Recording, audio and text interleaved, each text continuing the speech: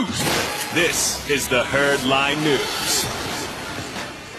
The Patriots won again this weekend. They beat the Falcons 23-7, and Tom Brady was on his radio show this morning saying that he feels like the Patriots have finally hit their stride and they're in a really good place. For 60 minutes, we were all focused and into it, and Coach talked about what the things we needed to do all week, and I thought we did a good job executing those things. So it was a good team. I mean, we, had dropped a couple at home, and, it was a big game for us, and glad we took care of business. This is now when it really starts to feel more like football season. The shine of the season has worn off a little bit. The hopes are all probably more tempered with reality. And, now you really see what you're made of. And I would say, we're getting to the halfway point. This is when we got to start, learning from all our mistakes. Yep. Buying it? Yeah, no, absolutely. Yeah. What I really bought yesterday, I looked at that offense and I'm like, okay, they have 2 new running backs and they have 2 new receivers. And then it's like, and now their offensive linemen, Nate Solder and Shaq Mason. You're like, okay, now this is one of the top 3 offenses in football. And, you start watching their secondary, and you're like, they're not disorganized. They're not great, but they're not disorganized. I've said this last week.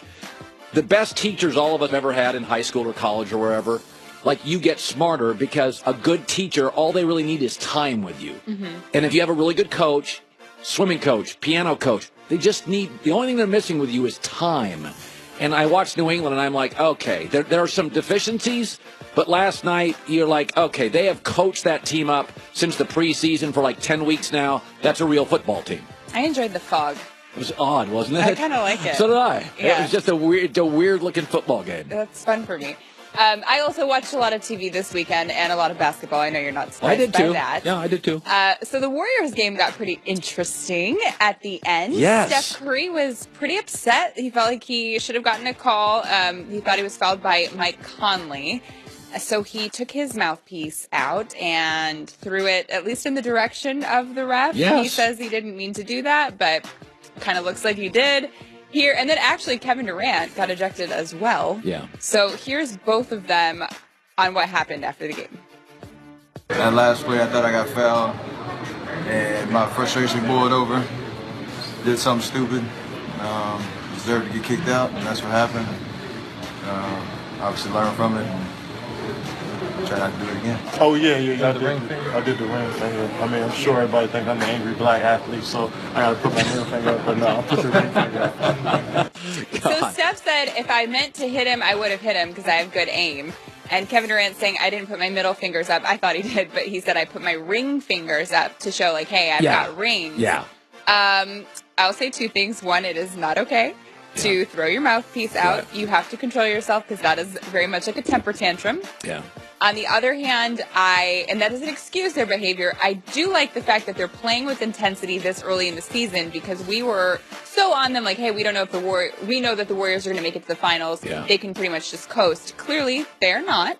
They're getting heated and they're fired up about the game, so I do appreciate that, but it does not excuse throwing your mouthpiece. Listen, I honestly, not to give Golden State excuses, it's hard when you are clearly the best. It's different, Christine, in baseball or football. You could have a great baseball team, but all it takes is one pitch and your pitcher's out for the year.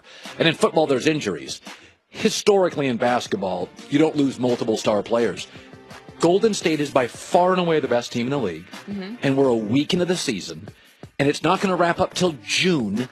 And so a lot of times in the NBA, this happened to Magic's teams, Bird's teams, LeBron's teams in Miami. I really noticed it by year 3. You're battling yourself. You're literally getting up every morning knowing, we're at home against Portland. We're favored by 12. Right, and so that is hard. So I appreciate the fact that they care about what's going on in the games. I just don't ever think it's okay to take your mouthpiece out and throw it, which he's done before. So hopefully he learns from that. Yeah. I got to get on another guy who's one of my favorite NBA players, Kyrie Irving. Yeah. He was walking through the tunnel, leaving the game, and one of the fans said, hey, where's LeBron? And he responded with saying that I'm not going to repeat. Yeah. And a guy caught it on his iPhone and posted it on Instagram and social media. Actually, there's his name. You can go see it probably on his Instagram. But here's Kyrie's response to that. Hell no. Man enough to record it on video, then that's on him. Glad that he got his ad name out there and kind of 5 seconds of fame and it going viral. That's the social media platform we live on. Take full responsibility for what I said. Excuse the kids at home. And you move on. So he was fined $25,000. He deserves the fine.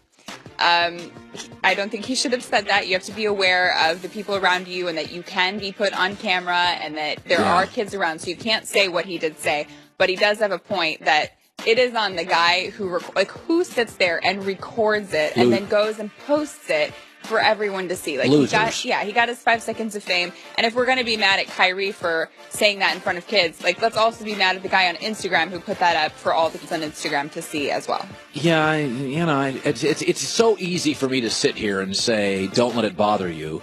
And I mean, I've had people say things to me, and I don't let it bother me. But maybe in my life, once I will. I always give athletes a little bit of a pass. I'm 50. So some loser on Twitter, I don't care. It's fun. But when you're like 23 and you just went through an emotional situation with LeBron and people are yelling stuff like that, you know what? I think if I was NBA commissioner, I would be forced to fine guys for that. But I'd call them and say, I'm good with it.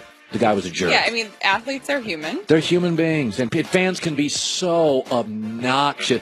I mean, we've had, how many athletes have we had said they've heard racial slurs? Oh, yeah, absolutely. Kids in front of their dads. So, it's easy for me to say, don't be a jerk. You're a pro athlete.